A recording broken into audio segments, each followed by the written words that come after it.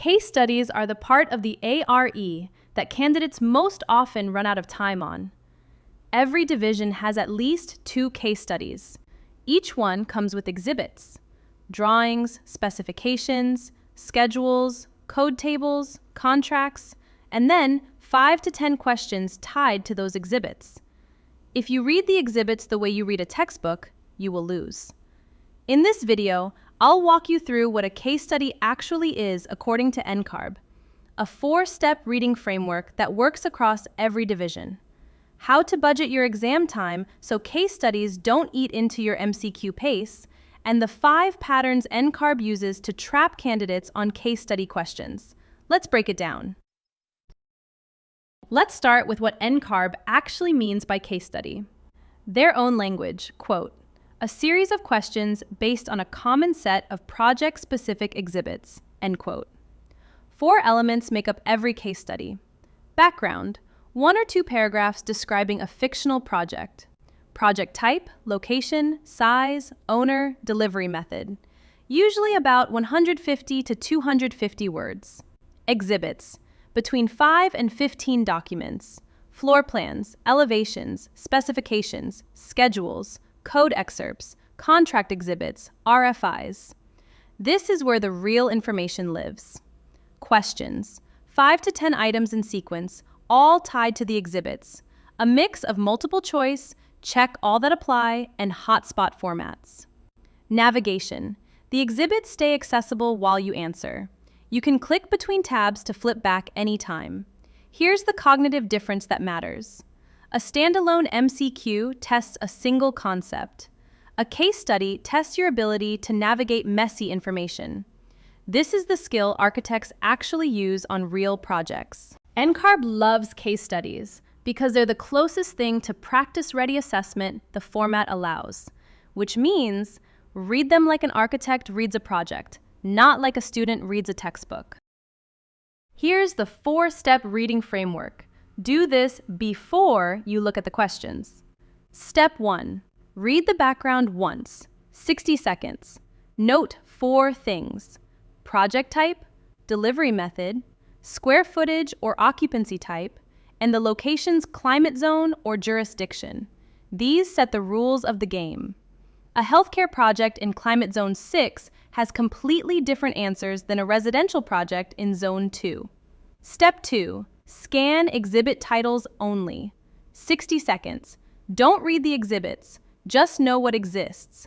There's a code table, a site plan, a specifications excerpt, an RFI log, a payment application.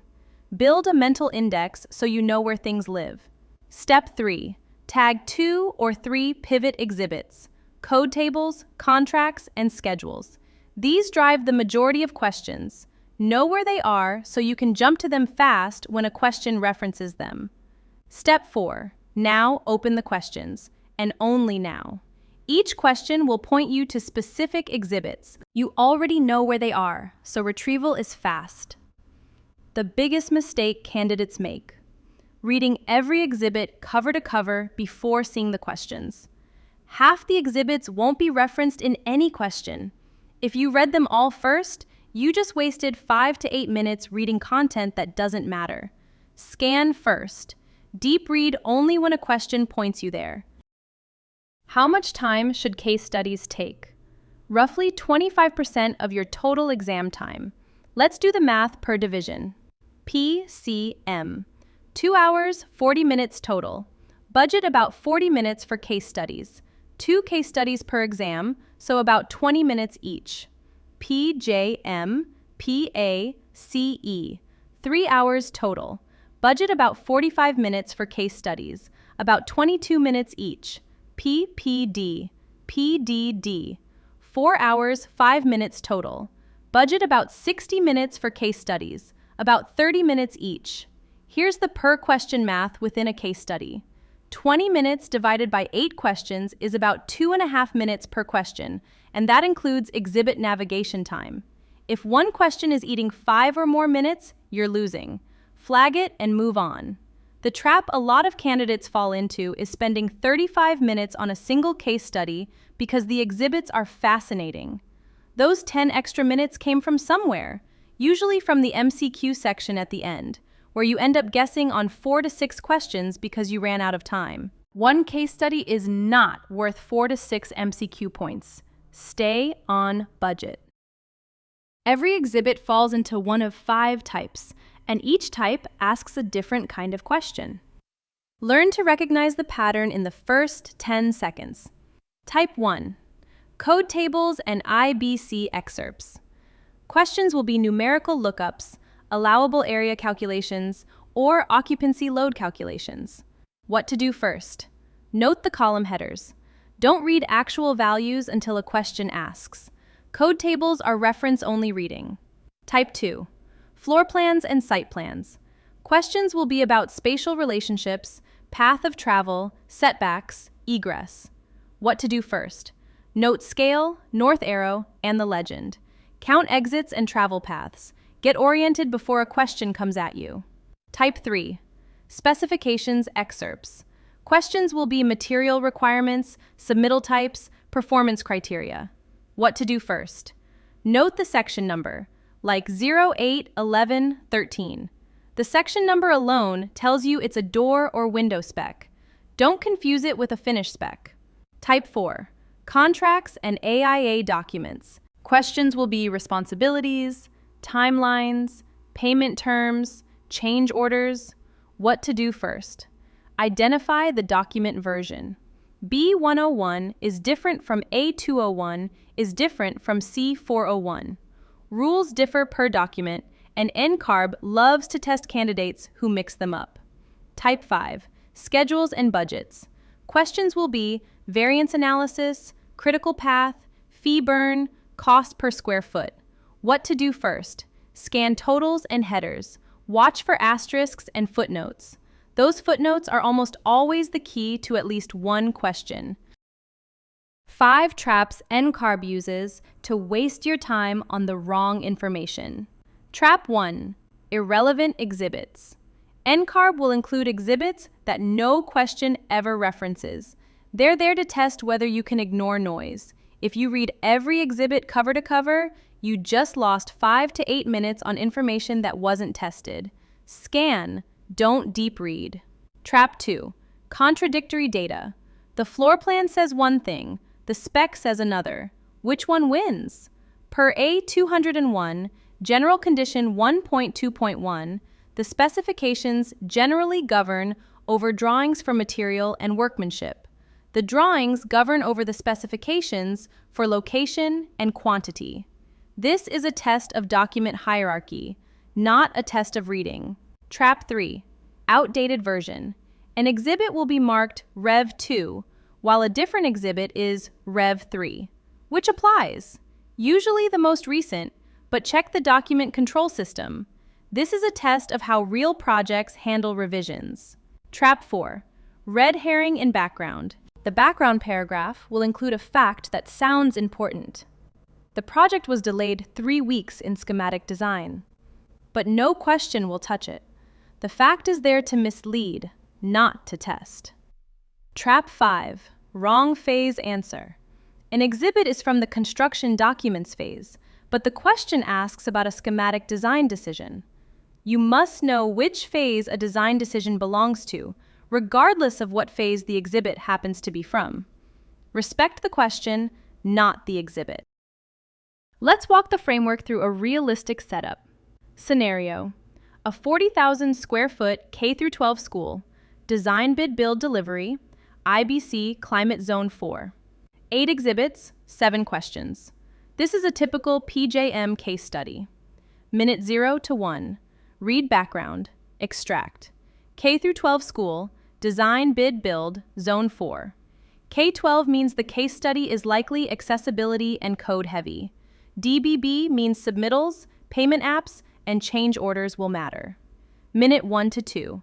Scan the exhibit titles. You'll see something like Site Plan, Code Table, A201 Excerpt, Pay Application Number 4, RFI Log, Subcontractor List, Meeting Minutes, Project Schedule. Minute 2 to 3. Tag 3 pivot exhibits, Code Table, A201 Excerpt, Project Schedule. These 3 will drive 4 or 5 of the 7 questions. Know where they live. Minute 3 to 4. Open the questions. Question 1 refers to the Pay app. Question 2 refers to the RFI log. Question 3 refers to A201. Question 4 to the schedule, and so on. You've already built the mental index, so retrieval is fast. Minute 4 to 22. Answer in sequence. About 2.5 minutes per question, including exhibit navigation. Flag anything taking more than 3 minutes and come back. That's the whole framework. 4 minutes of setup, 18 minutes of answering, 22-minute total for a 7-question case study. Right on budget. Case study content varies by division. Know the pattern for whichever division you're sitting. PCM case studies. Expect contracts, especially B101. Fee schedules, insurance policies. Questions emphasize responsibility, liability, compensation. PJM case studies. A201. Payment applications, RFI logs, project schedules.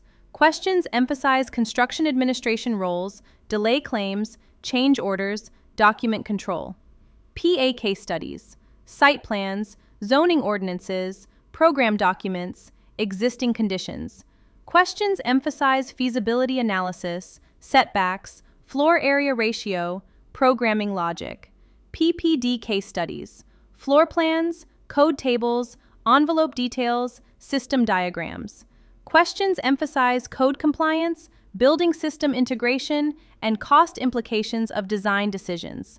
PDD case studies. Specifications, details, shop drawings, material data. Questions emphasize constructability, submittal approval, quality control. CE case studies. Punch lists, substantial completion certificates, submittals, warranty documents. Questions emphasize closeout sequencing and construction administration decisions.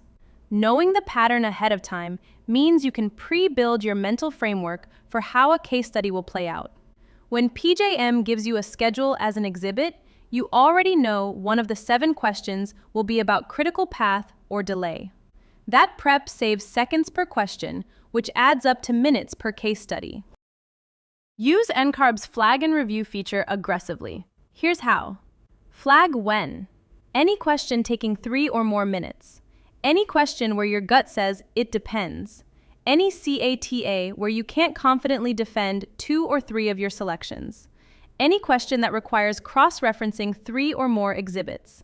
Flagging is not a sign of weakness, it's pace preservation. You're trading 30 seconds of certainty now for 3 minutes of focused review at the end. Review when? After finishing all questions in the division, not after each case study. Reviewing per case study breaks your pace. Do the full pass first, then come back to flagged items. Make sure you have at least 20 minutes remaining before starting review. Start your review with flagged CATA questions. They have the highest upside because they're all or nothing scoring. Fix a CATA mistake, gain a full point. Fix an MCQ mistake, gain a full point. But CATAs are more commonly misselected, so fix them first. And the rule that matters more than any other: your first instinct is usually right. Only change a flagged answer if you find specific new information in an exhibit that contradicts your first pick. Don't change answers on a feeling. Candidates who second-guess themselves during review consistently lower their scores. 5 rules that will keep case studies from eating your exam. 1. Scan, don't deep read. Read titles first, tag 3 pivot exhibits, only deep read when a question demands it. 2. Budget 25% of exam time for case studies. About 20 minutes per case study on 3-hour divisions. About 30 minutes on 4-hour divisions. 3. Know the traps. Irrelevant exhibits, contradictions, version mismatches, red herrings, wrong phase answers, all 5 show up regularly. 4. Flag at 3 minutes. Don't sit on a question. Flag it, move on, come back at the end. And 5. Every Licensura practice exam on this channel includes 2 full case studies built to NCARB's pattern. The fastest way to make this framework automatic is to run it on practice case studies until it feels natural. Good luck out there, go pass!